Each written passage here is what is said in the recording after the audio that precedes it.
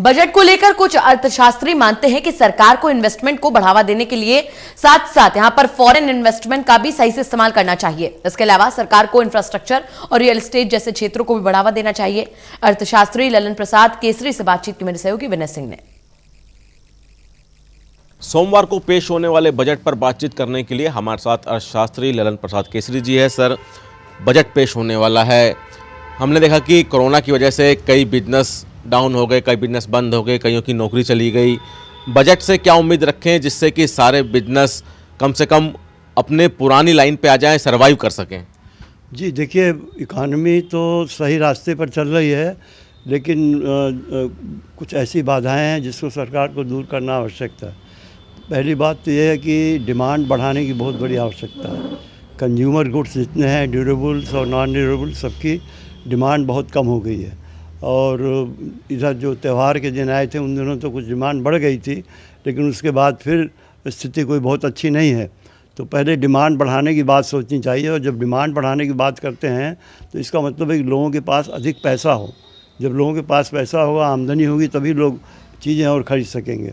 और इसके लिए सरकार को ये चाहिए कि जो जितने प्रोजेक्ट हैं सरकार के, जो डेवलपमेंट प्रोजेक्ट्स हैं, रोड्स के, रेलवेज़ के, ट्रांसपोर्ट के और बाकी भी जितने प्रोजेक्ट सरकार के चल रहे हैं, सब एयरपोर्ट्स के, सबके अधिक से अधिक गवर्नमेंट इन्वेस्टमेंट करे, ताकि अधिक से अधिक लोगों को एम्प्लॉयमेंट मिले और अधिक से अधिक लोग पैसे भी खर्च कर सकें और चीज़ों की डिमांड बढ़े। और फॉरेन इन्वेस्टमेंट को लेकर सरकार को क्या नीति रखनी चाहिए? फॉरेन इन्वेस्टमेंट से क्या फ़ायदा मिल सकता है? जी सर, एक तो बड़ी अच्छी बात है कि इस वक्त हमारे पास फॉरेन एक्सचेंज का रिज़र्व बहुत अच्छा है, और हम दुनिया में 5वें स्थान पर आ गए हैं फॉरेन एक्सचेंज के रिज़र्व में।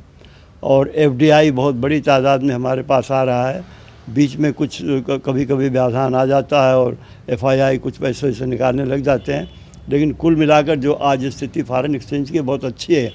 और इस पैसे को सरकार को सदुपयोग में लाना चाहिए। सदुपयोग से मेरा मतलब है कि ये पैसा इंडस्ट्री में लगे ताकि प्रोडक्शन हो, क्योंकि जब तक प्रोडक्शन नहीं होगा या जब तक सर्विसेज बढ़ेंगी नहीं, तब तक काम नहीं चल सकता। अब देखिए, बहुत सी सर्विस इंडस्ट्री अभी भी बहुत डाउन है, जैसे हम ये एयर ट्रांसपोर्ट है। एयर ट्रांसपोर्ट बहुत ही डाउन है, ये कोविड की वजह से, और सारी दुनिया के फ़्लाइट सब बंद पड़े हैं बहुत जगह के, जिसकी वजह से बहुत लोग अनएम्प्लॉयड हैं। और टूरिज़्म इसकी वजह से बहुत ज़्यादा प्रभावित है, टूरिस्ट बहुत कम आ रहे हैं इस समय।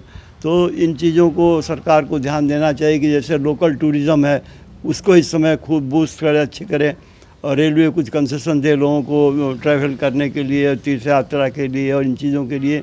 सरकार को हर तरफ से कोशिश ये करनी चाहिए कि अधिक से अधिक लोग पैसा खर्च करें और अधिक से अधिक डिमांड बढ़े, सेवाओं की डिमांड बढ़े, चीज़ों की डिमांड बढ़े।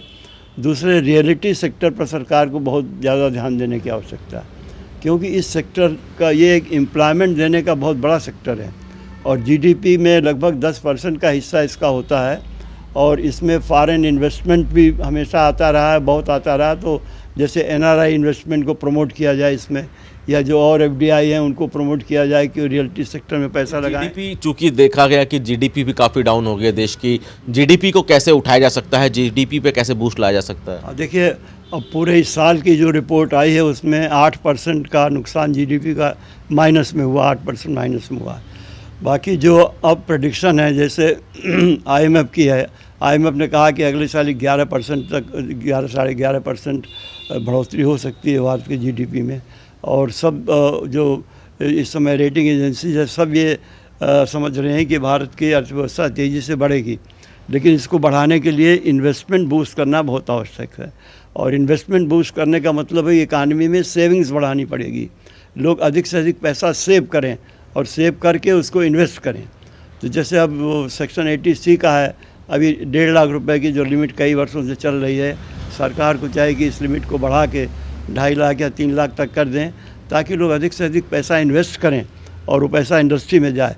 और डोमेस्टिक जो इन्वेस्टर्स हैं हमारे, उनको भी प्रमोट करना चाहिए, क्योंकि डोमेस्टिक इन्वेस्टर्स पैसा उतना इन्वेस्ट करने में इंटरेस्ट नहीं ले रहे हैं जितना प्रॉफिटेबिलिटी में, जैसे स्टॉक एक्सचेंज में पैसे लगाना और शेयरों के प्राइस बहुत बूस्ट हो गया, लेकिन प्रोडक्शन नहीं बूस्ट हो रहा है।